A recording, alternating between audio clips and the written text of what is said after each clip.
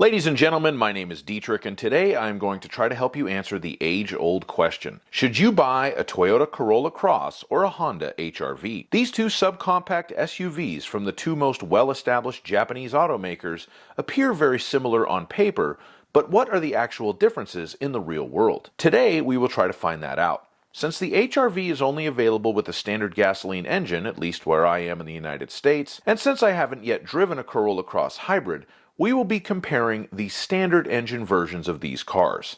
I have been in the car business for 17 years, and what I am about to give you is my quote-unquote expert opinion, so you can take it for what it's worth. You only get one chance for a first impression, so we are going to start with styling.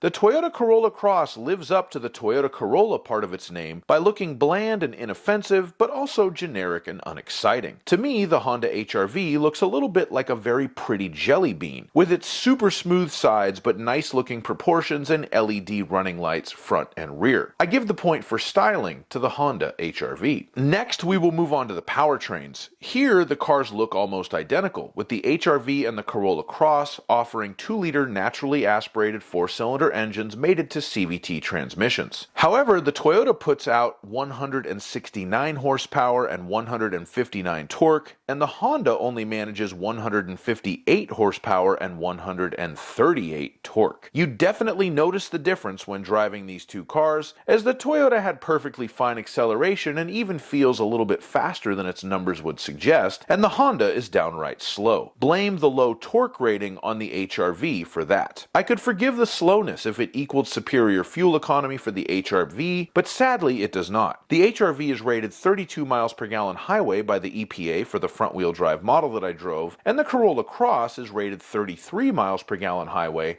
again for the front-wheel drive model. However, in my real-world test, the Corolla Cross far outperformed its EPA number, and it easily earns the point for powertrain here. Next, we will move on to practicality. Since these are both SUVs, at some point they're going to be expected to perform the standard SUV duties of hauling cargo and people. The Toyota Corolla Cross has more cubic feet of cargo space with the back seats up and with the back seats folded down, despite the fact that the Corolla Cross has a big hump with the back seats folded down. The Honda HR-V EXL that I drove had slightly better passenger space than the Corolla Cross, however it did not have rear air vents, rear USB charging ports, or even a fold-down center armrest in the back seat. The Corolla Cross had all of those items, and since most of you watching probably are not 6'5" like me, you'll be more comfortable in the back seat of the Corolla Cross.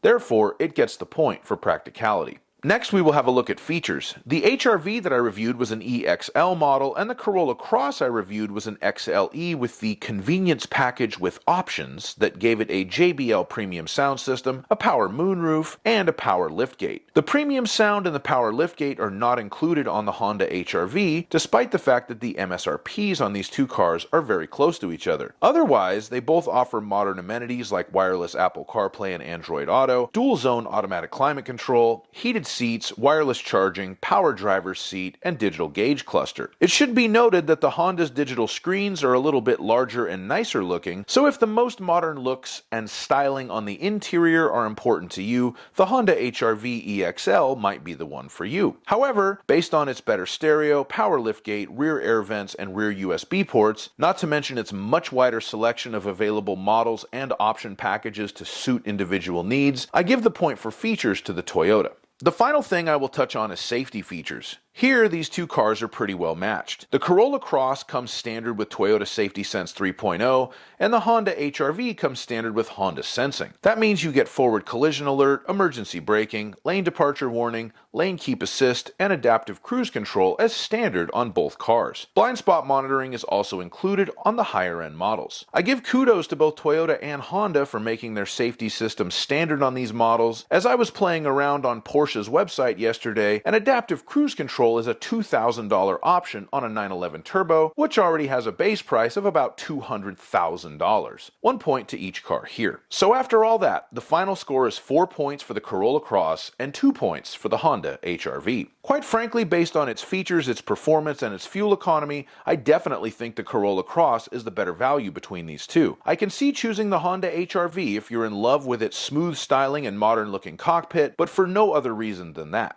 At the end of the day, neither of these cars are my favorite in the class. I would prefer a Mazda CX-30, a Hyundai Kona, or maybe even a Subaru Crosstrek over either of these. However, if you have your heart set on either a Toyota or a Honda, the Corolla Cross is the better car in my estimation. So that's my choice. Please let me know in the comments if you agree with me or not. Please like my video and subscribe to my channel, and please have a wonderful day. Bye-bye.